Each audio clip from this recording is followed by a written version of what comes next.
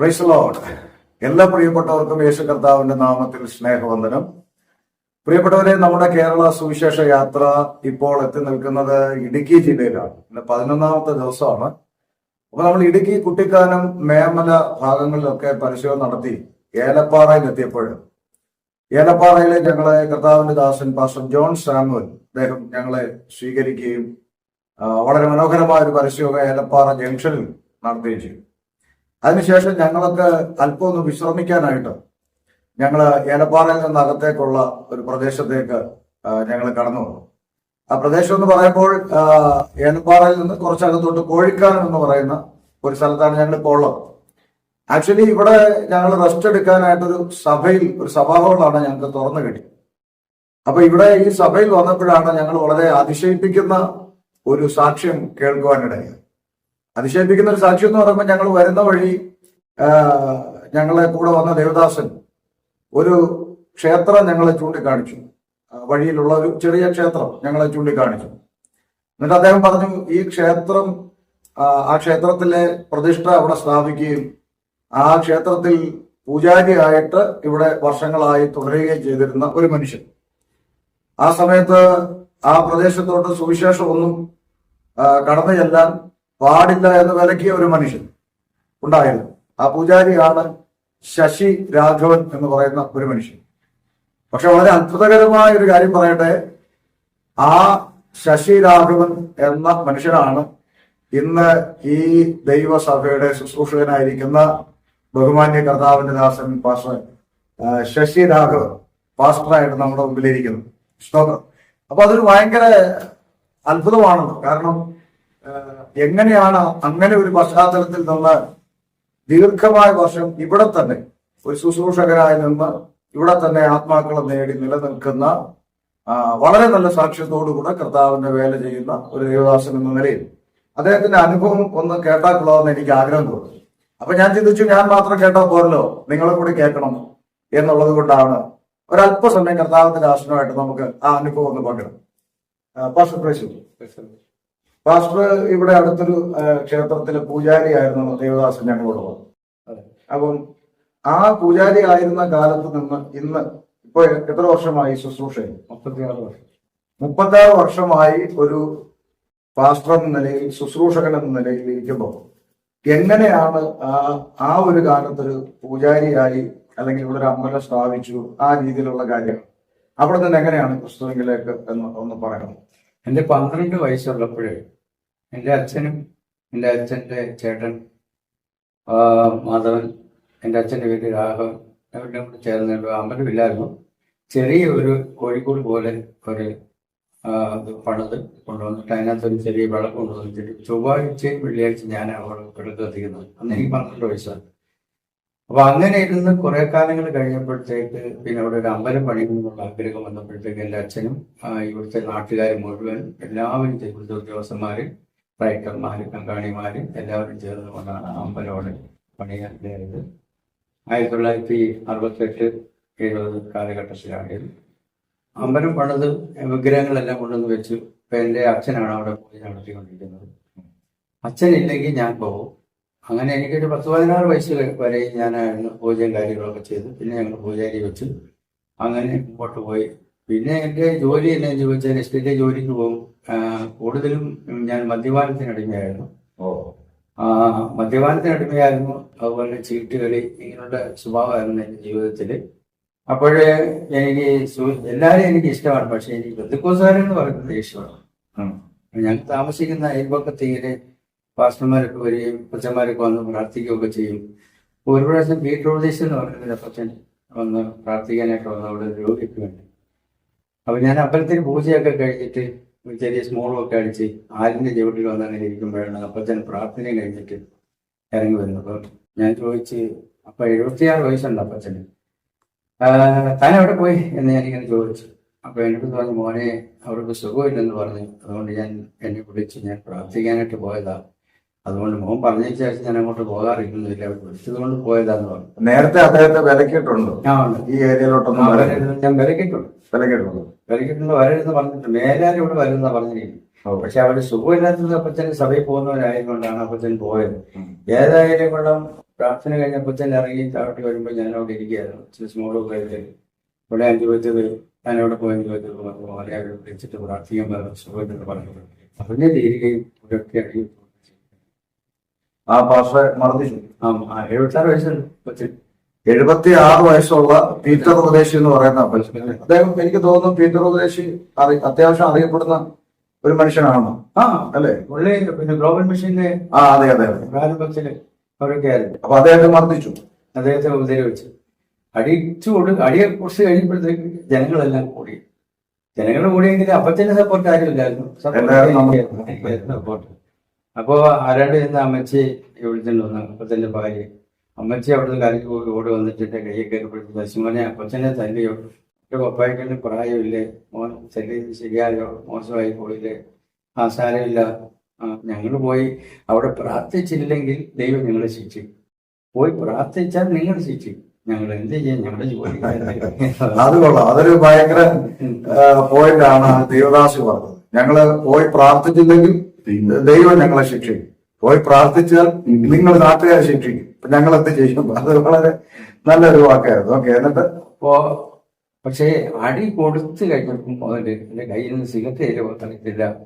ഞാൻ എവിടെ നിൽക്കുന്ന പോലും എനിക്കറിയത്തില്ല. ബൈബിൾ ഇങ്ങനെ കക്ഷത്തിരിപ്പുണ്ട്, മുണ്ട് ഇങ്ങനെ പിടിച്ചു വെച്ചിട്ടുണ്ട്. അപ്പച്ചൻ എന്റെ മുഖത്ത് മാത്രം ഒന്നേനോട് വേണ്ടിയില്ല. അമ്മച്ചി കൈക്ക് വിളിച്ചിട്ട് പോകുമ്പോൾ അപ്പച്ചൻ എന്നെ നോക്കിക്കൊണ്ട് തന്നെ പോകാനിടയായി. പക്ഷേ അപ്പച്ചനെ അടി കൊടുത്തതിന് ശേഷം എന്റെ മനസ്സ് വല്ലാതെ ആയിപ്പോയി. ഞാൻ ചെയ്ത് തെറ്റായി പോയിട്ടുണ്ടെന്ന് അപ്പോഴേ എന്റെ മനസ്സിൽ തോന്നിയിരുന്നു. അപ്പൊ ഞാൻ പതുക്കെ മദ്യപാനത്തിന്റെ അളവ് കൂടി. അങ്ങനെ സ്വസ്ഥതയൊന്നും ഇല്ലാതെ വന്നപ്പോഴേ 1988 250 മില്ലി എക്കാലക്സ് മേടിച്ച് കുടിച്ച് അങ്ങനെ പീരുമേട് ഗവൺമെന്റ് ആശുപത്രിയിൽ എടുത്തില്ല, മുണ്ടക്കൻ ഗവൺമെന്റ് ആശുപത്രി എടുത്തില്ല, കാഞ്ഞിരപ്പള്ളി ഗവൺമെന്റ് ആശുപത്രി ഒരു ദിവസം മാത്രം കണ്ട് യൂറിൻ പോകാതെ പിന്നെ മെഡിക്കൽ കോളേജിലേക്ക് കൊണ്ടുപോകാൻ. എന്ന് പറഞ്ഞാൽ ഈ ആ ദേവദാസിനെ ഉപദ്രവിച്ചതിന് ശേഷം അവിടുന്ന് ഇങ്ങോട്ട് പിന്നീട് ഒരു സ്വസ്ഥത മനസ്സിന് ലഭിച്ചിട്ടില്ല. പിന്നീട് അങ്ങോട്ട് മദ്യത്തിന്റെ അളവ് കൂട്ടി ഒടുവിൽ സ്വസ്ഥതയില്ലാതെ മരിച്ചു കളയാമെന്ന് വെച്ചിട്ടാണ് ഇത് കഴിക്കുന്നത്. മരിക്കാൻ വേണ്ടി, ആത്മഹത്യ ചെയ്യാൻ വേണ്ടി കഴിച്ചു. എന്നിട്ട് ഇവിടെ ഈ ആശുപത്രിയിൽ ഒന്നും എടുത്തില്ല. കണ്ണിങ്ങനെ തുറന്നു നോക്കിട്ട് പറഞ്ഞ് എളുപ്പം കൊണ്ടുപോയി. അപ്പോ മുണ്ടക്കൻ ഗവൺമെന്റ് ആശുപത്രി കൊണ്ടുപോയിക്കോ, കണ്ണിങ്ങനെ നോക്കിട്ട് പറഞ്ഞ് എളുപ്പം കൊണ്ടുപോയിക്കോ, ഇവിടെ ഒരു രക്ഷയില്ല എന്ന് പറഞ്ഞു. അന്നേരം കൊണ്ടുപോയവർ ഡോക്ടറോട് പറഞ്ഞു, സാറേ ഒരു ഫസ്റ്റ് എയ്ഡ് എങ്കിലും ചെയ്യേണ്ടേ ചോദിച്ചു. ഫസ്റ്റ് എയ്ഡ് ചെയ്യാൻ ഇല്ലാത്തത് കൊണ്ടാണ് ഇവിടെ മെഡിക്കൽ കോളേജിൽ കൊണ്ടുപോകാൻ പറയുന്നത്. അങ്ങനെ കാഞ്ഞിരപ്പള്ളിയിൽ കൊണ്ടുപോയി ഒരു ദിവസം കിടന്ന് യൂറിൻ പോകാതെ വന്നപ്പോഴാണ് പിന്നെ മെഡിക്കൽ കോളേജിലേക്ക് കൊണ്ടുപോകുന്നത്. മെഡിക്കൽ കോളേജിൽ കൊണ്ടുപോകാനും അവിടുത്തെ ഡോക്ടറെ സമ്മതിച്ചില്ല. ഡോക്ടർമാർക്കൊക്കെ എന്നെ അറിയാം, കാരണം ഞാൻ രാഷ്ട്രീയ പ്രവർത്തനമൊക്കെ ഉള്ളതുകൊണ്ട് ഞാനിങ്ങനെ പലരെയും കൊണ്ടുപോയിട്ടുണ്ട്. അപ്പൊ അതുകൊണ്ട് എന്നെ ഡോക്ടർമാർക്കൊക്കെ എന്നെ അറിയാം. അപ്പൊ മെഡിക്കൽ കോളേജിൽ കൊണ്ടുപോയി അത്യാവശ്യം കൊണ്ടുപോയി വന്ന് ഡോക്ടർമാരെല്ലാം വന്ന് നോക്കുന്നുണ്ട്. പക്ഷേ നോക്കിയിട്ടില്ല, ആരും മിണ്ടാതെ പോയി. അവസാനം അന്ന് ഡ്യൂട്ടി കഴിഞ്ഞ് ലീവ് കഴിഞ്ഞ് ഡ്യൂട്ടിയിൽ കയറിയ KP പൗലു എന്ന് പറയുന്ന ആ ഡോക്ടർ പ്രൊഫസറാണ്. അദ്ദേഹം ഓടി വന്ന് എന്നെ നോക്കിയിട്ട് എല്ലാം നോക്കിയിട്ട് അപ്പോൾ തന്നെ വയറിലെല്ലാം എല്ലാം ചെയ്തിട്ട് പറഞ്ഞു. എല്ലാം ചെയ്തിട്ട് അപ്പോൾ തന്നെ 6-ാം വാർഡിൽ 23-ാമത്തെ ബെഡിലേക്ക് എന്നെ കൊണ്ടുപോകുന്നു. അപ്പോൾ ഇഞ്ചക്ഷനും മരുന്നുകളൊക്കെ ചെയ്തു. അങ്ങനെ 19 ദിവസം. അപ്പൊ ഇരുട്ടുന്നത് വെളുക്കുന്നത് എനിക്കറിയത്തില്ല. 19 ദിവസം ഹോസ്പിറ്റലിൽ കിടക്കില്ല. 19 ദിവസം ഹോസ്പിറ്റലിലാണ്. 18-ാമത്തെ ദിവസം മന്ത്രി TK രാമകൃഷ്ണൻ, ഇന്നത്തെ മന്ത്രി VN വാസവൻ, CPM-ന്റെ ഇവിടെ ഏർപ്പാടുള്ള CPM നേതാക്കളെല്ലാം എന്നെ കാണാനായിട്ട് വന്നു. ഡോക്ടറെ കണ്ടു, എല്ലാവരും കണ്ടു. ഡോക്ടറുടെ മന്ത്രിയൊക്കെ സംസാരിച്ച് ഞങ്ങൾ ചെയ്തൊക്കെ നിങ്ങൾ ചെയ്തിട്ടുണ്ടെന്നൊക്കെ പറഞ്ഞ് അവർക്ക് പോയി കഴിഞ്ഞപ്പോൾ എൻ്റെ അച്ഛനെ വിളിച്ച് പറഞ്ഞു, രാഘവ, ശശിക്ക് ഞങ്ങൾ ചെയ്യേണ്ടതെല്ലാം ഞങ്ങൾ ചെയ്തു. കാരണം അവരുടെ മക്കളുടെ 3 പേരെ കരച്ചില്ല, അവരുടെ ഭാര്യയുടെ കരച്ചില്ല, ഞങ്ങൾ മനുഷ്യരല്ലേ, അതുകൊണ്ട് ആരുടെ റെക്കമെൻഡ് വേണ്ട, ഞങ്ങൾ ചെയ്യേണ്ടതെല്ലാം ഞങ്ങൾ ചെയ്തു കഴിഞ്ഞു. പക്ഷെ ഇനി അവനെ രക്ഷപ്പെടുത്താൻ ദൈവത്തെ കൊണ്ട് കഴിയുന്നു. അതുകൊണ്ട് നിങ്ങൾ ദൈവത്തോട് പറഞ്ഞ് പ്രാർത്ഥിക്കുക. സ്വാഭാവികമായിട്ടും ഡോക്ടർമാര് ഒടുവിൽ പറയുന്നൊരു വാചകം അങ്ങനെയാണ്, ഞങ്ങളുടെ കാര്യങ്ങളൊക്കെ ഞങ്ങളെ കൊണ്ട് ഒക്കുന്ന എല്ലാം കഴിഞ്ഞു, ഇനി നിങ്ങൾ ദൈവത്തോട് പ്രാർത്ഥിക്കും. അവിടെയാണ് നമുക്ക് ദൈവത്തിന്റെ ആ ഒരു വില മനസ്സിലാക്കുന്നത്, അല്ലെ? ഡിഗ്രി പഠിച്ചവരും ഒക്കെ എല്ലാവരും വിടുക, ഞങ്ങൾക്കൊന്നും ചെയ്യാനില്ലെന്ന് പറയുന്ന നിമിഷം. അവിടെ വെച്ച് എങ്ങനെയാണ് ഈ ഒരു ടേണിങ്, ദൈവത്തിലേക്ക് ഒരു ടേണിങ് ഉണ്ടാവും? അപ്പോ ട്രിപ്പെല്ലാം നിന്നുപോയി. ട്രിപ്പെല്ലാം സ്റ്റോപ്പായി. സ്റ്റോപ്പായി. എല്ലാം പോയി കഴിഞ്ഞപ്പോൾ ഡോക്ടർ ഇങ്ങനെ പറഞ്ഞിട്ട് എൻ്റെ അച്ഛനോട് ഇങ്ങനെ പറഞ്ഞിട്ട് ഡ്യൂട്ടി റൂമിൽ ചെന്നിട്ട് പറഞ്ഞു നാളെ രാവിലെ 10 മണിക്ക് ശശിയെ പോസ്റ്റ്മോർട്ടം ചെയ്യാൻ ഏർപ്പാട് ചെയ്തിട്ടെന്ന് പറഞ്ഞിട്ടാണ് ഡോക്ടർ പോകുന്നത്. അങ്ങനെ ഇരുന്നപ്പോഴാണ് പാസ്റ്റർമാർ പ്രാർത്ഥിച്ചു. ഞാൻ 3-4 പാസ്റ്റർമാരും സിസ്റ്റർമാരൊക്കെ അത് പ്രാർത്ഥിക്കാൻ വന്നപ്പോൾ എൻ്റെ അമ്മയും അമ്മായിയമ്മയും ഇപ്പൊ എൻ്റെ അനിയന്മാരുടെ എൻ്റെ ഭാര്യയുണ്ട്, മക്കൾ എല്ലാവരും ഉണ്ട്, പാർട്ടിക്കാരെല്ലാവരും ഉണ്ട്. അങ്ങനെ ഇരുന്നപ്പോഴാണ് ഈ പാസ്റ്റർമാരൊക്കെ പ്രാർത്ഥിക്കാനായിട്ട്. അതെ, നമ്മുടെ നാട്ടുകാർ പറയുന്ന പോലെ ഒരു ജോലി കൂലി ഇല്ലാതെ ഇങ്ങനെ നടക്കുകയാണെന്നാണല്ലോ അങ്ങനെ പറയുന്ന പാസ്റ്റർമാര് ആശുപത്രിയിലേക്ക് വരും. ഇപ്പൊ എന്റെ അമ്മമാർ രണ്ടുപേരും ഓടി ചെന്നിട്ട് പറഞ്ഞു, പാസ്റ്റേ എന്റെ മോനെ വന്ന് പ്രാർത്ഥിക്കാൻ ചോദിച്ചു. അതിനെ വെച്ച് എവിടെയാന്ന് ചോദിച്ചു. ഇതാണെന്ന് പറഞ്ഞിട്ട് എന്നെ അത് കൂട്ടിക്കൊണ്ട് വരുമ്പോൾ എന്റെ ഈ കറുപ്പ് പോയി വെള്ളം വീണിങ്ങനെ കിടക്കും. കണ്ണിന്റെ കൃഷ്ണമണി പറഞ്ഞ് എല്ലാം സ്റ്റോപ്പായി. ഏകദേശം. അപ്പൊ എനിക്ക് അവരാരും പറയുന്നത് കേൾക്കാമെന്നുള്ള അല്ലാതെ മറ്റൊന്നും എനിക്ക് നമുക്കറിയത്തില്ല. നമ്മള് എവിടെയോ നമ്മുടെ തലയ്ക്കകത്ത് ഇങ്ങനെ ആരൊക്കെ വർത്താനം പറയുന്ന പോലെയൊക്കെ കേൾക്കാം, പക്ഷെ ഒന്നും വ്യക്തമാണ്. അവസാനം ഇതെന്നാണ് ഇഞ്ചക്ഷൻ ചെയ്ത പാടുകളാണ്. അവസാനം പാസ്റ്റർമാർ വന്നിങ്ങനെ നോക്കി നിൽക്കുകയാണ്. അപ്പൊ എന്റെ അമ്മായിമ്മ എന്ന് പറഞ്ഞ 18 പ്രാവശ്യം ശബരിമലയ്ക്ക് പോയതാണ്. ഞാൻ 6 പ്രാവശ്യം ശബരിമലയ്ക്ക് പോയതാണ്. അമ്പലത്തിൽ പൂജാരിയായിരുന്നു പോയതാണ്. പക്ഷെ എത്രയും ഭക്തിയോട് ഇരുന്നിട്ട് പോലും എല്ലാവരും എന്നെ കൈവിട്ട്, മരുന്നും ഡോക്ടർമാരും സകലരും കൈവിട്ടു. പക്ഷെ ഈ പാസ്റ്റർമാർ വന്നിങ്ങനെ നോക്കിയിട്ട് ലാസ്റ്റ് പറഞ്ഞു, ഇനി അവനെ രക്ഷപ്പെടുത്താൻ ദൈവത്തെ കൊണ്ട് കഴിയത്തുള്ളൂ. അതുകൊണ്ട് ദൈവം പറഞ്ഞു പാസ്റ്റർമാരൊന്നും നോക്കി. അപ്പൊ എന്റെ അമ്മ പറഞ്ഞു പാസ്റ്റയെ പ്രാർത്ഥിക്കുക, എന്റെ മോൻ പ്രാർത്ഥിക്കാൻ പറഞ്ഞപ്പോ അതിലൊരു പ്രായമുള്ള അപ്പച്ചൻ പറഞ്ഞ് പ്രാർത്ഥിക്കാൻ പറ്റി. എന്ത് പറഞ്ഞ് പ്രാർത്ഥിക്കണം എന്നറിയത്തില്ല, അത്രമേലായി പോയി. പിന്നെ ഇനി ഒന്നേ ഉള്ളൂ, നിങ്ങൾക്ക് വിശ്വാസമുണ്ട് പ്രാർത്ഥിക്കാൻ. അയ്യോ ഞങ്ങൾക്ക് നല്ല വിശ്വാസം, അതിലെ നിങ്ങളെ വിളിച്ചത് പ്രാർത്ഥിക്കാൻ പറഞ്ഞു. അപ്പോഴവരെന്റെ ബട്ടിന് ചുറ്റും വന്നു സിസ്റ്റർമാരെല്ലാം കൈ ഓർത്ത് പിടിച്ച് ഒരാൾ മാത്രം നെഞ്ചത്ത് കൈവച്ച് അവരെ ഇങ്ങനെ പ്രാർത്ഥിച്ചു. ഇതിങ്ങനെ പ്രാർത്ഥിച്ച് ആത്മാവിൽ പ്രാർത്ഥിച്ച് കുറച്ച് കഴിഞ്ഞപ്പം ഞാൻ കണ്ണു തുറന്നു കഴിഞ്ഞപ്പോഴത്തേക്ക് എൻ്റെ അമ്മ പറഞ്ഞു, അയ്യോ എൻ്റെ മോ കണ്ണു തുറന്നേ എന്ന് പറഞ്ഞപ്പോൾ ഇവിടെ ഈ കൂട്ട ബഹളം കേട്ടപ്പോൾ സിസ്റ്റർമാരിലെ ഓടി വന്നു ഞാൻ മരിച്ചു വരുമ്പോൾ. അപ്പൊ ഞങ്ങൾ 5 പേരെ ഇങ്ങനെ പോയിസൺ കഴിച്ച് കിടക്കും. അതിൽ 3 പേര് മരിച്ചു, പിന്നെ 2 പേരും ഞങ്ങളുള്ളൂ. ഇതിന് ഏറ്റവും കൂടുതൽ പോയിസൺ 250 മില്ലി കുടിച്ചത് ഞാൻ മാത്രമേ ഉള്ളൂ, അത് എക്കാരക്സ്. അവസാനം കണ്ണു തുറന്നെന്ന് പറഞ്ഞു ഞാൻ എല്ലാവരെയും ഇങ്ങനെ സൂക്ഷിച്ചൊക്കെ നോക്കി. അപ്പൊ എനിക്ക് തോന്നി മേഘങ്ങളെ ഇങ്ങനെ ഓടുന്ന പോലെ, നക്ഷത്രങ്ങളെ ഇങ്ങനെ മാറുന്ന പോലെ, എന്നെ ആരോട് താങ്ങി ഇരുത്തുന്നത് പോലെ. അവസാനം ഞാൻ എല്ലാവരും നോക്കി. അപ്പൊ ഇവരെ പ്രാർത്ഥിച്ച് ഞാൻ പറഞ്ഞ് മറ്റു ഞങ്ങളുടെ ഇനി പ്രാർത്ഥിച്ചോളാന്ന് പറഞ്ഞ് അവര് പോയി. അപ്പോഴാണ് ഞാനിങ്ങനെ ഓരോന്നിങ്ങനെ വെച്ചപ്പോ എന്റെ ഭാര്യ എൻ്റെ അടുത്ത് പറഞ്ഞ് എന്റെ കാര്യം പോട്ടെ, നമ്മുടെ മക്കളെ 3 കാര്യം സത്യത്തിൽ. അപ്പോഴാണ് ഒരു മാനസികമായിട്ട് ബുദ്ധിമുട്ടപ്പോൾ അതുവരെ മക്കളുണ്ട് ഭാര്യ എന്നുള്ള ചിന്ത പോലില്ല, ചീട്ടുകളിൽ കൂടിയും മാത്രം. പിന്നെ പാർട്ടിക്കാരുടെ പ്രശ്നങ്ങൾ അങ്ങനെയൊക്കെ. ഏറ്റവും കൂടുതൽ ബന്ധികൂസാർ ഈ അപ്പച്ചന്റെ പള്ളിക്ക് ഞാൻ കല്ലെടുത്ത് തന്നിട്ടുണ്ട്. ഒരു കൺവെൻഷന് ഞാൻ പോയി ഈശോയിൽ കൊണ്ടുപോയിട്ടുണ്ട്, കൺവെൻഷന് പോയി വെള്ളം ഉണ്ടാക്കിയിട്ടുണ്ട്.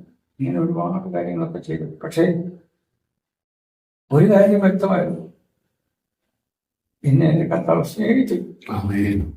എന്റെ അമ്മയുടെ വയറ്റിൽ വെച്ച് കർത്താവ് എന്നെ കണ്ടത്.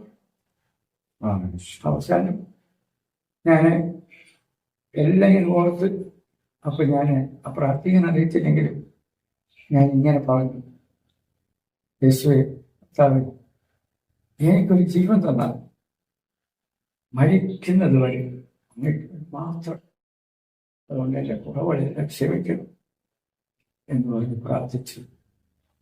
ഞാൻ അറിയാൻ പോലെ പറഞ്ഞ് പ്രാർത്ഥിച്ച് കുറച്ച് കഴിഞ്ഞപ്പോ എൻ്റെ അമ്മയുടെ അടുത്ത് പറഞ്ഞിരുന്നു ദേഹമൊക്കെ തുടയ്ക്കാൻ പറഞ്ഞു. 4 പോലെ അമ്മയെന്ന് പറഞ്ഞു. അപ്പൊ അമ്മ ചൂടുവെള്ളം ചെന്ന അവര് ചൂടുവെള്ളവും സോപ്പും എല്ലാം കൊടുത്ത് കൊണ്ടുവന്നെല്ലാം സുഹൃത്ത് തുടച്ച് വെളുപ്പിന് ഒരു 5 മണിയായപ്പോൾ ഞാൻ വീണ്ടും എൻ്റെ അമ്മയോട് പറഞ്ഞ്, അമ്മയെ എൻ്റെ ദേഹം ഒന്നുകൂടെ തുടയ്ക്കാൻ ഭയങ്കര നാറ്റം വന്നു. 19 ദിവസമായി. അമ്മ പറഞ്ഞു, മക്കളെ ഇച്ചിരി നേരം വെളുക്കട്ടെ, ഇപ്പൊ തണുപ്പ്, ഞാൻ വലിയ സാഹചര്യം തണുപ്പൊന്നുമില്ലെന്ന് പറഞ്ഞു. എല്ലാവരും തൂത്ത് തുടച്ചപ്പം ബാർവ് അതുവഴി വന്നിട്ടുണ്ടായിരുന്നു. അതിന് മുടിയൊക്കെ വെട്ടി ഷേവൊക്കെ ചെയ്ത് എനിക്ക് ഷർട്ടും കൊണ്ടുകൊണ്ട് തന്നു. ഒരു തോർത്തൊക്കെ തോളയിലിട്ട് ഞാൻ ആ ബെഡയിൽ ഇങ്ങനെ ഇരിക്കുമ്പോൾ എൻ്റെ ഡോക്ടർ KP പൗലോ അദ്ദേഹം വന്നു. ഡ്യൂട്ടി റൂമിൽ കയറുമ്പോൾ അദ്ദേഹം നോക്കുമ്പോൾ 23ാമത്തെ ബെഡിൽ ഒരാൾ ഇരിപ്പുണ്ട്. അപ്പോൾ സിസ്റ്ററോട് ചോദിച്ചാൽ അതാരെ പുതിയ അപ്പോയിൻമെന്റ് ആണെന്ന് ചോദിച്ചു. ഇല്ല, നമ്മുടെ ശശിയാന്ന് പറഞ്ഞു. ശശിയോ? ഡോക്ടർ അവിടെ ഓടി വന്ന് അദ്ദേഹത്തിന്റെ ഷോട്ട് കേസ് താഴെ വെച്ചിട്ട് എല്ലാം നോക്കിയിട്ട് കീഴ്വെല്ലാം നോക്കിയിട്ട് അപ്പം തന്നെ പുള്ളി എന്നെ പിടിച്ചെല്ലാം നോക്കിയിട്ട് കുട്ടി തന്നെ സംശയം പുള്ളി കൊണ്ട് ചോദിച്ച് അമ്മമാരോട് ചോദിച്ച് എന്ത് പറ്റി, എന്നെ ശശിക്ക് ഒത്തിരി മാറ്റം വന്നല്ലോ, ഒത്തിരി മാറ്റമായി പോയല്ലോ, എല്ലാം നോർമലായിട്ട് കാണുന്നല്ലോ എന്ന് പറഞ്ഞു. സാർ ഇന്നലെ ഒരു വാക്ക് പറഞ്ഞില്ലേ, ഇനി അവന് രക്ഷപ്പെടുന്നത് ദൈവത്തെ കൊണ്ട് കഴിയും. അതെ. അപ്പൊ ഇവിടെ കുറെ പാസ്റ്റർമാർ വന്നാൽ അവർ അങ്ങനെ കണ്ണു തുറന്നു നിലയിലാണ്. ഓക്കെ, അയ്യോ, അതുകൊണ്ട് ഇനി പാസ്റ്റർമാരൊക്കെ വരട്ടെ, വന്ന് പ്രാർത്ഥിച്ചോട്ടെ, കുഴപ്പമൊന്നുമില്ല. പിന്നെ 2ാമത്തെ ദിവസം ഞാൻ എൻ്റെ ഡോക്ടറോട് പറഞ്ഞ് സംസാരിക്കാൻ പറ്റത്തില്ലെങ്കിൽ ഞാൻ പറഞ്ഞു എനിക്ക് കുഴപ്പമൊന്നുമില്ല സാറേ, വീട്ടിൽ പോകണം. ഈ അങ്ങനെ പറയുന്നത് 10 ദിവസം വരെ കിടക്കണ്ടില്ല സാറേ, എനിക്കൊരു കുഴപ്പമില്ല, പോകണമെന്ന് പറഞ്ഞു. പിന്നെ എൻ്റെ നിർബന്ധത്തിന്റെ പേരിൽ പിറ്റേ ദിവസം എന്നെ ഡിസ്ചാർജ് ചെയ്ത് അങ്ങനെ ഞാൻ 1988 വീട്ടിൽ വന്നു. കുറച്ച് ദിവസം ക്ഷീണമൊക്കെ ആയിരുന്നു. 89 രക്ഷിക്കപ്പെട്ടു. അപ്പോ അന്ന് ആശുപത്രിയിൽ വെച്ചെടുത്ത തീരുമാനം തിരിച്ചു വന്നതിന് ശേഷം നടപ്പിലാക്കി ഇന്ന് വരെ. അപ്പം ആശുപത്രിയിൽ വന്ന് ഡിസ്ചാർജ് ആയി വരുന്നതിന് ശേഷം ആ തല്ലിയ ദേവദാസനെ പിന്നെ അത് പറയാം. അവസാനം അത് കഴിഞ്ഞിട്ട് ഞാൻ വന്നു. അപ്പച്ചൻ വരും, പ്രാർത്ഥിക്കും, അമ്മച്ചി വരും, പ്രാർത്ഥിക്കും. അങ്ങനെ പ്രാർത്ഥിച്ച് ഏതായാലും 1990 ആറ്റിൽ സ്നാനപ്പെട്ട് കരയ്ക്ക് കയറിയിട്ട് ഞാനിങ്ങനെ കർത്താവിനോട് പറയും, അപ്പച്ച, ഞാൻ ഇനി ജീവിക്കുന്നതും ഞാൻ മരിക്കുന്നതും അങ്ങേക്ക് വേണ്ടി മാത്രം. അതുകൊണ്ട് ഇനി ഒരിക്കലും ഞാൻ ആശുപത്രിയിൽ പോകത്തില്ല, ഞാനൊരു മരുന്ന് കഴിക്കത്തില്ലെന്ന് അങ്ങെടുത്ത തീരുമാനം. ആ തീരുമാനം ഈ സമയം വരെ, ഈ 36 വർഷവും ഇന്ന് വരെ ഞാൻ ആശുപത്രിയിൽ പോയിട്ടില്ല, ഞാനൊരു മരുന്ന് കഴിച്ചിട്ടില്ല, ഡോക്ടറെ കാണാൻ പോയിട്ടില്ല. അന്ന് ആശുപത്രിയിൽ നിന്ന് എന്നേക്കുമായിട്ട് ടാറ്റ പറഞ്ഞ് ഇറങ്ങിയ പിന്നെ അങ്ങോട്ട് പോകാനുള്ള അവസ്ഥ ദൈവം വരുത്തിയിട്ടില്ല. അപ്പൊ ഡോക്ടറിനോട് പറഞ്ഞ എന്റെ അച്ഛനോട് പറഞ്ഞ് 12 വർഷം ശേഷി മരുന്ന് കഴിക്കണം, വയറ്റ് വേദന അതിനോട്ട് മാറത്തില്ല, കാരണം കുടലെല്ലാം ഇതെല്ലാം ആയിപ്പോയി, ഉള്ളിത്തുലി പോലെ ആയിട്ടുണ്ട്. അതുകൊണ്ട് വയറ്റ് വേദന മാറത്തില്ല. പിന്നെ ഏതെങ്കിലും ഒരു അംഗവൈകല്യം ഉണ്ടാകാം, അങ്ങനെ സംഭവിക്കാൻ സാധ്യതയുണ്ട്. വളരെ സൂക്ഷിക്കണം. പിന്നെ ചൂട്, എരിവ്, ഇങ്ങനെയുള്ളതൊന്നും ആകെ. ഇതിപ്പം ദൈവം വിടുവിച്ചതല്ലേ, നമുക്ക് അതിനകത്ത് പ്രത്യേകിച്ചൊന്നും പറയാനില്ല. എനിക്ക് ഷുഗർ, പ്രഷർ ഇതൊന്നും എനിക്കില്ല. ഞാൻ ഇപ്പോഴും ബ്ലഡ് കൊടുക്കും. ഇപ്പൊ എത്ര വയസ്സുണ്ട്? ഇപ്പൊ എനിക്ക് 72 വയസ്സ്. 72 വയസ്സുണ്ട്. ഇപ്പോഴും ശക്തമായി ഓടിക്കൊണ്ടിരിക്കും. ഒരു ഭാഗം കൂടെ എനിക്ക് അറിഞ്ഞാട്ടുള്ളതുകൊണ്ട് അതുകൂടെ പറഞ്ഞ് അവസാനിപ്പിക്കാം. അതായത് ഈ പൂജാരിയായിരുന്ന ശശി രാഘവൻ പാസ്റ്റർ എന്നുള്ള അല്ലെങ്കിൽ പെന്തക്കോസ്ത് അനുഭവത്തിലേക്ക് വന്ന ഒരു മനുഷ്യൻ എന്ന നിലയിൽ ഒരു മാറ്റം വരുമ്പോൾ അത് ഈ ദേശം എങ്ങനെ ഉൾക്കൊണ്ടു? എന്തൊക്കെ പ്രതികരണങ്ങൾ അവരിൽ നിന്ന് ലഭിച്ചു? അന്ന് അതിനെ കാണുന്നതിന് പേടിയാണ്. അതായത് ഞാൻ ചോദിക്കുന്നത്, ആശുപത്രി വിട്ട് തിരിച്ചു വന്നല്ലോ, പുതിയൊരു ശശിയായിട്ടാണല്ലോ വന്നത്. അപ്പം അപ്പോൾ ഈ ആളുകൾ ഓക്കെ, സൗഖ്യമായതൊക്കെ ഓക്കെ, പക്ഷെ ഈ വിശ്വാസത്തിലേക്ക് പോകണം എന്നുള്ള രീതിയിൽ ആരെങ്കിലും ചോദിച്ചു, അല്ലെങ്കിൽ അങ്ങനത്തെ പ്രതികരണം? അങ്ങനെ ഉണ്ടായിരുന്നു. അങ്ങനെയാണെന്ന് ഇവിടെ പാസ്റ്റർമാർ പറഞ്ഞു വരികയും പ്രാർത്ഥിക്കുകയും ഒക്കെ ചെയ്തു. അപ്പച്ചനൊക്കെ വരുവായിരുന്നു. പിന്നീട് അപ്പച്ചൻ, ഞാൻ അടി കൊടുത്ത അപ്പച്ചൻ സുഖമില്ലാതെ ഇങ്ങനെ കിടന്നു. ചില ദിവസങ്ങളിൽ കിടപ്പായിരുന്നു കൂടി. അപ്പൊ എന്നോട് പറഞ്ഞു, വീട്ടപ്പച്ചൻ കിടപ്പാ മോനെ, പോയി നോക്കണം എന്ന് പറഞ്ഞു. ഞാൻ ഒരു ദിവസം ചെല്ലുമ്പോൾ അദ്ദേഹം കട്ടിലേക്ക് കിടക്കുകയാണ്. 2 പെൺപിള്ളേരുണ്ട്, ആൺപിള്ളൊന്നുമില്ല. ഞാൻ ചെല്ലുമ്പോൾ പുള്ളി വെള്ളവും അതുവരെ കുടിച്ച് ഇവിടെ എല്ലാം ഒട്ടി പിടിച്ചൊക്കെ ഇരിക്കുകയാണ്. അപ്പൊ ഞാൻ അമ്മച്ചോട് പറഞ്ഞു, അമ്മച്ചി നാളെ ഞാൻ 10 മണിയാകുമ്പോഴത്തേക്ക് വരും, അപ്പച്ചനെ ഞാൻ വന്ന് കുളിപ്പിക്കും, വെള്ളം ചൂടാക്കിയിട്ടേക്കാൻ പറഞ്ഞു. ശരി മക്കളെ. പിറ്റേ ദിവസം ഞാൻ പോയി അപ്പച്ചനെ പിടിച്ച് വെയിൽ കൊണ്ടിട്ട് കസേര കൊണ്ടുവന്ന് ഇരുത്തി നല്ലപോലെ തേച്ച് കുളിപ്പിച്ച് ഷേവ് എല്ലാം ചെയ്ത് ക്ലീൻ ഷേവ് ഒക്കെ ചെയ്ത് എല്ലാം കഴിഞ്ഞു ഉമ്മയോട് കൊടുത്ത് ഞാൻ പോന്നു. അങ്ങനെ 2-3 ദിവസം അടുപ്പിച്ച് പോയി. 3ാമത്തെ ദിവസം ഞാൻ പോകുമ്പോൾ കുളിപ്പൂരെല്ലാം കഴിഞ്ഞ് ഡ്രസ്സൊക്കെ, ഞാനൊരു മുണ്ട് ഷർട്ടൊക്കെ മേടിച്ചെല്ലാം കൊടുത്ത് ഞാൻ അപ്പച്ചോട് ഒരു കാര്യം ചോദിച്ചാൽ പറഞ്ഞു, അപ്പച്ചാ എന്നെ ഞാൻ അപ്പച്ചോടൊരു കാര്യം പറയട്ടെ? അയ്യോ അതിനെന്നാ പറ. ഞാൻ അടിച്ച അപ്പൊ തന്നെ അവിടെ ചെല്ലുമ്പോ പറയല്ലേ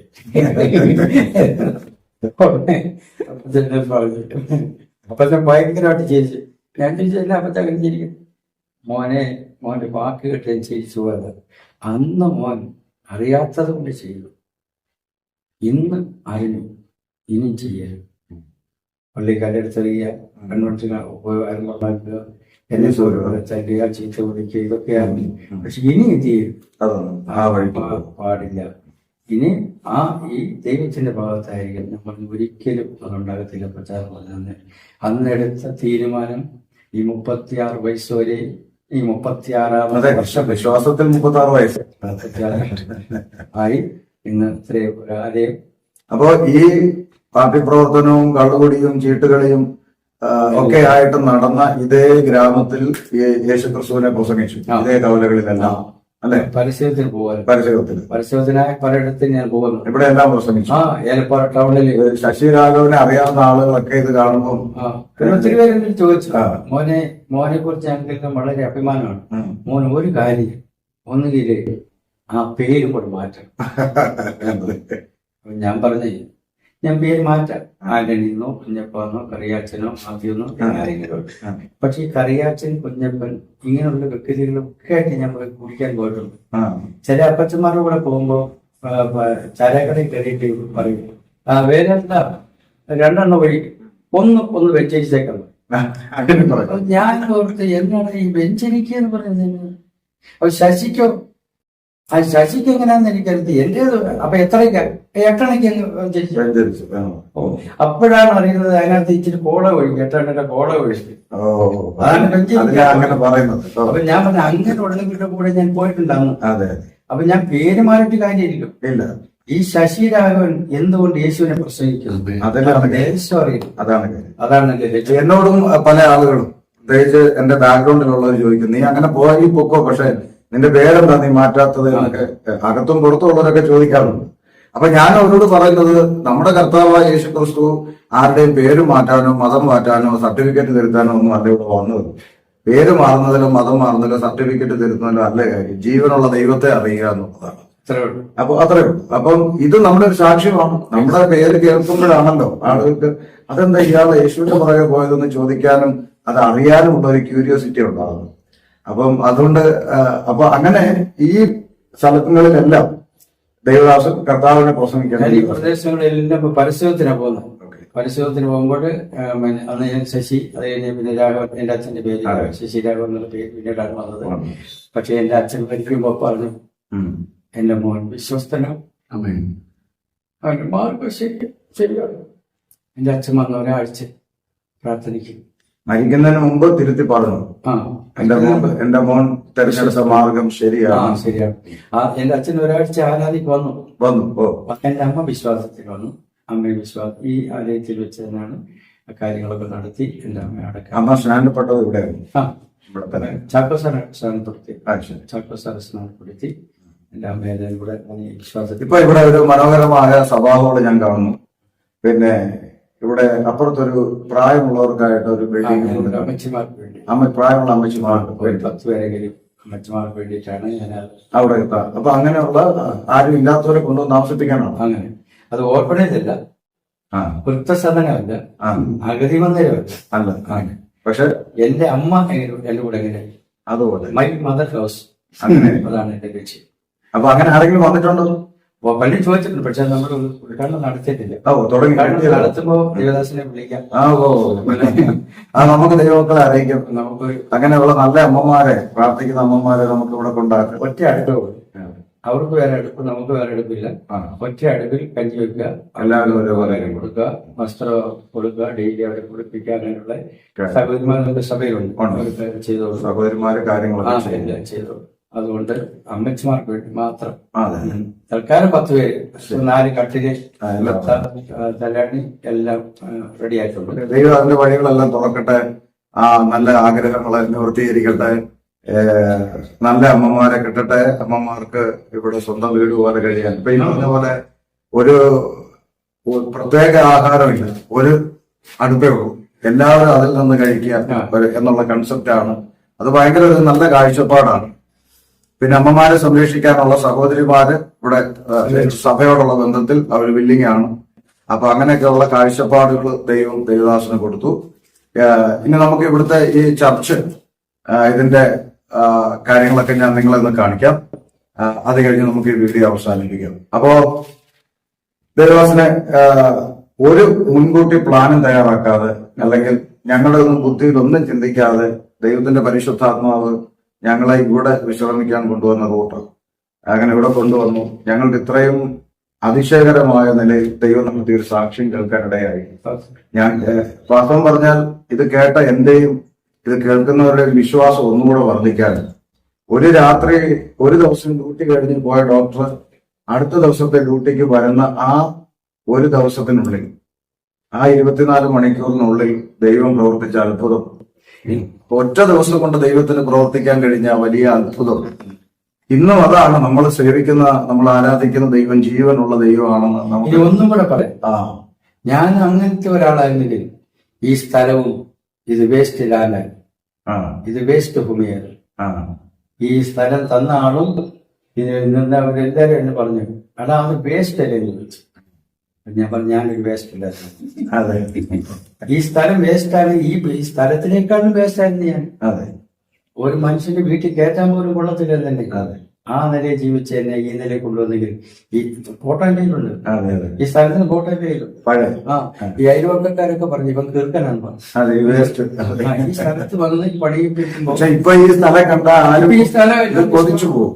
ഇപ്പൊ നമ്മളിവിടെ കേൾക്കും, ഇതെല്ലാം കാണുമ്പോ ഒരു കൊതി തോന്നും നമുക്കിവിടെ താമസിക്കും. ഞങ്ങൾ ഡെയിലി ഇന്ന് പ്രാർത്ഥിച്ചിട്ട് ഞങ്ങളുടെ കൺവെൻഷൻ സംസാരിക്കും. ഇടി ഇതിൽ കൂടുതൽ നമ്മുടെ കർത്താവ് ഒരു നേരം ആഹാരത്തിന് നമ്മൾ കുറിച്ച് മക്കളുണ്ട് ഡ്രസ്സിനും പട്ടിണിയത്തിന് നൽകണം.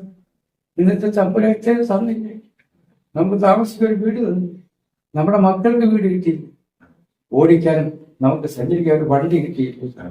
അത് ഓടിക്കാനുള്ള ചെലവയ്ക്ക് തന്നില്ല. ഈ കൂടുതൽ എന്താ ചെയ്യുന്നത്? അപ്പൊ അത് പറയുമ്പോ ഒരു കാര്യം പറയാതെ അവസാനിപ്പിച്ചാൽ ആളുകൾ എന്നോട് ചോദിക്കും, മക്കൾ ഇപ്പൊ വൈഫ് ഉണ്ട്, ഒരു ചെറിയ ശാരീരിക പ്രയാസം നിമിത്തം ഇപ്പൊ പ്രസന്റ്ലി ഇവിടെ ഇല്ല, ജസ്റ്റ് ഹോസ്പിറ്റലിലോട്ട് പോയിരിക്കുന്നു. എന്നാൽ മക്കൾ എത്ര കുഞ്ഞുങ്ങളാണ്? എനിക്ക് 3 മക്കള്, 3 മരുമക്കൾ, അങ്ങനെ 6 പേര്. ഓക്കെ, ഏറ്റവും മൂത്ത മോൻ സൗദിയിലാണ്. ഓക്കെ, രണ്ടാമത്തെ ആള് ഇവിടെ പൂഞ്ഞാറ് ഉണ്ട്. മൂന്നാമത്തെ ആള് മോള് കുവൈറ്റില്. അവരുടെ കുടുംബമായിട്ട് മോള് വിവാഹം കഴിഞ്ഞു കുവൈറ്റിൽ. രണ്ടാമത്തെ മോന് 3 മക്കള്. അവര് പിന്നെ പൂഞ്ഞാറ് ചച്ചപ്പടി പോകുന്നു. പിന്നെ മൂത്ത സൗദിയിലാണ്. അപ്പൊ അങ്ങനെ കൃപയാൽ സമാധാനത്തോടെ ദൈവം നടത്തുന്നു. ഓക്കെ, കർത്താവ് അനുഗ്രഹിക്കട്ടെ. ഞങ്ങൾക്ക് വിലപ്പെട്ട സമയം ദൈവത്തിന്റെ ദാസനെ കാണാനും ഈ വിലപ്പെട്ട സാക്ഷ്യം കേട്ട് ഞങ്ങളുടെ വിശ്വാസം വർദ്ധിക്കാനും ഇത് അനേകർക്ക് വിശ്വാസം വർദ്ധിക്കാൻ കാരണമായി തീരാനും ഇങ്ങനെയൊക്കെ ഇടയായാലും ഓർത്ത് ദൈവത്തിൽ കൂടെ ഞാൻ പറയും. ദേവദാസനെ മൊബൈലിൽ കൂടെ കാണും, കളിയാക്കൂടെ കാണും. എങ്കിലും അദ്ദേഹം പ്രസംഗിക്കുന്നത് നമ്മളിത് മൊബൈലിൽ കൂടെ മത്സരത്തിൽ നമ്മളിത് കാണാറുണ്ട്. പിന്നെ നമ്മളെ ഏൽപ്പിച്ച ജോലി വിശ്വസത്തോടെ അത് ചെയ്യണം. നമ്മൾ ചെയ്യേണ്ട ജോലി നമ്മൾ ചെയ്യാനുള്ളത്. ആലയം വെച്ചു, ബാത്റൂം പണിതും, ബാത്റൂം ഉണ്ടായിരുന്നു, ഞാൻ കണ്ടു. ബാത്റൂം എല്ലാം, അതുപോലെ തന്നെ സ്നാനത്തൊട്ടി എല്ലാം കണ്ടു. എല്ലാം ഞാൻ അവർക്ക് കാണിച്ചു കൊടുത്തില്ല. അപ്പൊ ദൈവം എത്രത്തോളം നടത്തി. അപ്പം ദേവദാസന്റെ ഫോൺ നമ്പർ ഞാൻ ഈ വീഡിയോയിൽ കൊടുത്തിട്ടുണ്ട്. അപ്പൊ ഇത് കാണുന്ന ദൈവമക്കൾ ദേവദാസനെ വിളിക്കും. അപ്പം ആ നല്ല സുദിനങ്ങൾ വിശേഷങ്ങളൊക്കെ പങ്കുവെക്കാനായിട്ട് ഇടയാകട്ടെ എന്ന് പ്രാർത്ഥിക്കുന്നു. ഓക്കെ, അപ്പം ഞാനും ഈ വീഡിയോ അവസാനിപ്പിക്കുമ്പോൾ നമ്മുടെ ദേവദാസൻ തല്ലിയ ആ പീറ്റർ എന്ന് പറഞ്ഞ ഉപദേശിയുടെ ഭാര്യ, ആ ദേവദാസി പറഞ്ഞ ആ വാചകം ഒരിക്കൽ കൂടെ പറഞ്ഞുകൊണ്ട് നമുക്ക് വീഡിയോ വൈൻഡപ്പ് ചെയ്യാം. ഞങ്ങൾ പോയി പ്രാർത്ഥിച്ചില്ലെങ്കിൽ ഈ രോഗിയായി കിടക്കുന്ന, നിവൃത്തിയില്ലാതിരിക്കുന്ന, പ്രതീക്ഷകൾ അസ്തമിച്ച ആളുകൾക്ക് വേണ്ടി ഞങ്ങൾ പോയി പ്രാർത്ഥിച്ചില്ലെങ്കിൽ ദൈവം ഞങ്ങളെ ശിക്ഷിക്കും. പോയി പ്രാർത്ഥിച്ചാൽ നിങ്ങൾ ഞങ്ങളെ ശിക്ഷിക്കും. ഞങ്ങൾ എന്താ ചെയ്യുക? അത് വളരെ എന്താ പറയുക, വളരെ അനുഗ്രഹിക്കപ്പെട്ട ഒരു നല്ല ചിന്തയാണ്. പ്രസംഗത്തെക്കാൾ വലുതാണ് ആ വാക്കുകൾ. ഓക്കെ, കർത്താവ് ധാരാളമായിട്ട് അനുഗ്രഹിക്കട്ടെ. ഞങ്ങളും പ്രാർത്ഥനയിൽ ഓർക്കുന്നു.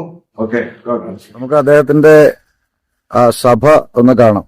ഇവിടെ നിന്ന് ഇങ്ങനെ ആരംഭിക്കുന്ന ഒരു ഗേറ്റ് മനോഹരമായ നിലയിൽ ഒരു അങ്കണം പൂക്കളൊക്കെ വെച്ച് പിടിപ്പിച്ച്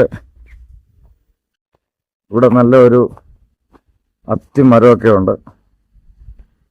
ഇതാണ് നമ്മൾ ചർച്ച്, അദ്ദേഹത്തിന്റെ ചർച്ച് ഇതാണ്. ഇവിടെ ചർച്ചിനോട് ചേർന്ന്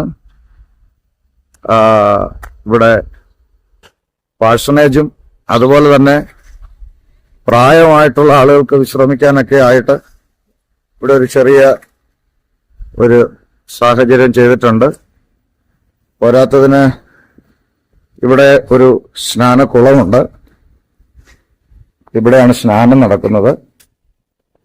അങ്ങനെ വളരെ മനോഹരമായ നിലയിൽ ആണ് ഈ സഭ ഹാള് ചെയ്തിരിക്കുന്നത്.